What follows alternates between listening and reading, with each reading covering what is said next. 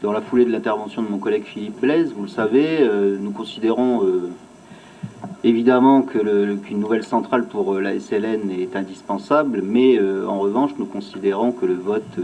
de cette taxe supplémentaire à l'occasion de cette séance publique de ce jour est prématuré pour un certain nombre de raisons. M. Blaise a évoqué le volet gouvernance et juridique. Les réponses qui nous ont été apportées, on peut les qualifier d'insatisfaisantes ou de non satisfaisantes, puisqu'aujourd'hui c'est reporté la réponse aux questions formulées en particulier par M. Blaise est reportée à une période ultérieure. On nous demande pourtant de voter cette nouvelle taxe supplémentaire dès aujourd'hui. Il y a le volet incohérence qu'on développera par ailleurs par rapport aux objectifs fixés par le schéma de transition énergétique. Et il y a le volet que je vais développer dès maintenant, celui qui consiste à expliquer pourquoi ce projet, tel qu'il nous est présenté aujourd'hui, s'éloigne considérablement de l'objectif initial relatif à la construction de cette nouvelle centrale électrique, qui était évidemment de permettre à la SLN d'améliorer considérablement sa compétitivité, en particulier pour préserver, évidemment, mais surtout pour préserver ses emplois. Donc un petit rappel historique récent, très récent, sur la construction de cette nouvelle centrale électrique telle qu'elle existe aujourd'hui pour la SLN. Il faut se souvenir, c'est pas si vieux, il faut se reporter, je crois que monsieur le rapporteur spécial l'a évoqué, enfin c'est pas je crois, c'est j'en suis certain, l'a évoqué dans son rapport spécial et quand il en a donné lecture. Sa construction s'inscrivait dans le cadre du plan de sauvetage de la SLN, décidé et acté en 2016 grâce à l'aide financière évidemment massive de l'État, en particulier grâce à son Premier ministre de l'époque, M. Manuel Valls. Tout le monde s'en souvient. Il s'agissait, dans ce cadre-là, de permettre à l'opérateur historique, donc c'était bien l'objectif initial qui avait été fixé dès l'origine dans le cadre du plan de sauvetage de la SLN, puisqu'encore une fois, il faut se souvenir, c'est pas si vieux, à l'époque nous traversions une grave crise des cours du nickel. Il s'agissait de permettre à l'opérateur historique donc d'améliorer considérablement son cash cost pour le situer dans un premier temps en deçà de 4,50 $ la livre, puis dans un second temps, afin de lui permettre donc à la SLN de situer son cash cost en deçà de 4 $ la livre. Surtout lorsque l'on sait que ses principaux compétiteurs, c'est-à-dire que cette impérieuse nécessité d'améliorer sa compétitivité. Pourquoi? Parce que face à elle, elle se retrouve face à des opérateurs, tout le monde le sait, en particulier chinois et indonésiens, qui ont des cash costs aujourd'hui qui se situent en deçà de ce qu'on nous dit, de ce que les spécialistes nous disent, en deçà de 3,80 $ la livre. Donc c'est bien une impérieuse nécessité, c'était bien l'objectif initial fixé dans le cadre du plan de sauvetage de la SLN, d'améliorer considérablement son cash cost pour lui permettre très rapidement de descendre en deçà de 4 $ la livre. Là, ce qu'on constate, c'est que le projet porté par la société NCE, tel qu'il nous est présenté aujourd'hui,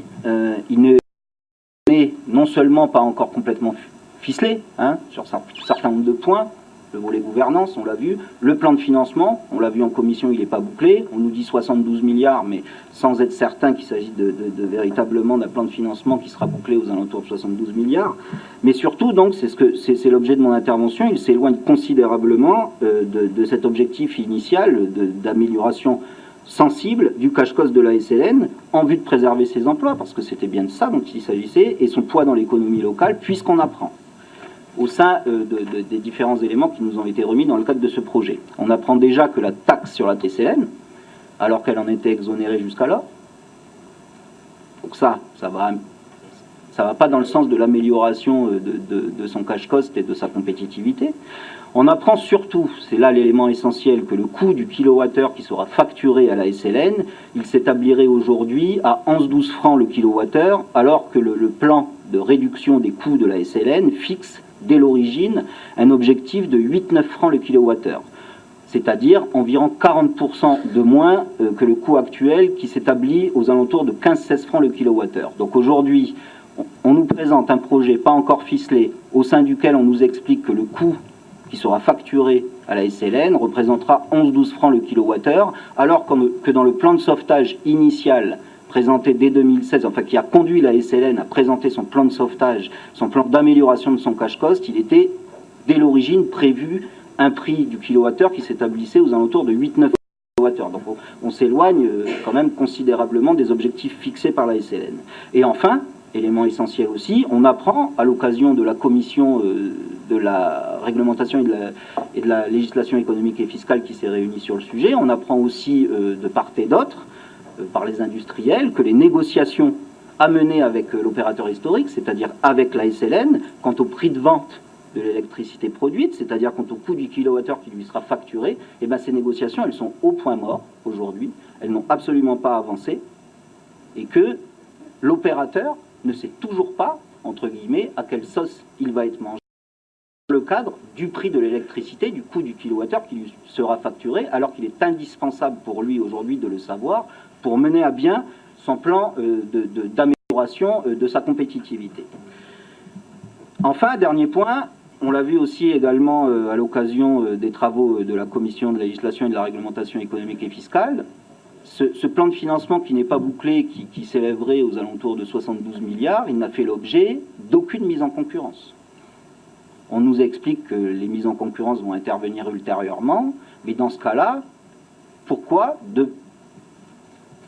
on nous demande aujourd'hui, finalement, de voter une taxe supplémentaire, s'agissant finalement, compte tenu de la réponse qui nous a été apportée, de permettre à la société de financer dans un premier temps les études préalables à hauteur d'1,2 milliard, si j'ai bonne mémoire. Ça veut dire que la Nouvelle-Calédonie, elle n'a même pas, mais on le sait, hein, elle n'a même pas 1,2 milliard devant elle, même si on nous explique par ailleurs que tout va bien dans le meilleur des mondes. Et cette taxe derrière sera maintenue, pourquoi ? Pour permettre toujours à la société d'apporter à hauteur de 6 milliards, enfin de rembourser l'emprunt à la banque qui lui permettra d'apporter en fonds propres à hauteur de 6 milliards dans le projet.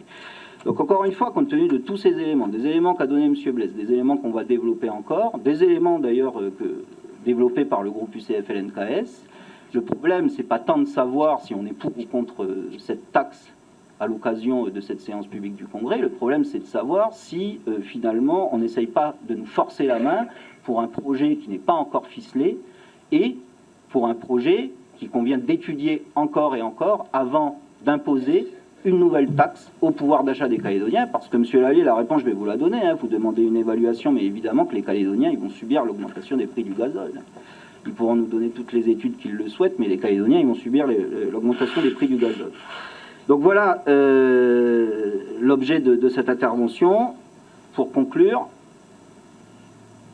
en espérant évidemment obtenir un certain nombre de réponses sur ces différents points soulevés, encore une fois, il est prématuré de voter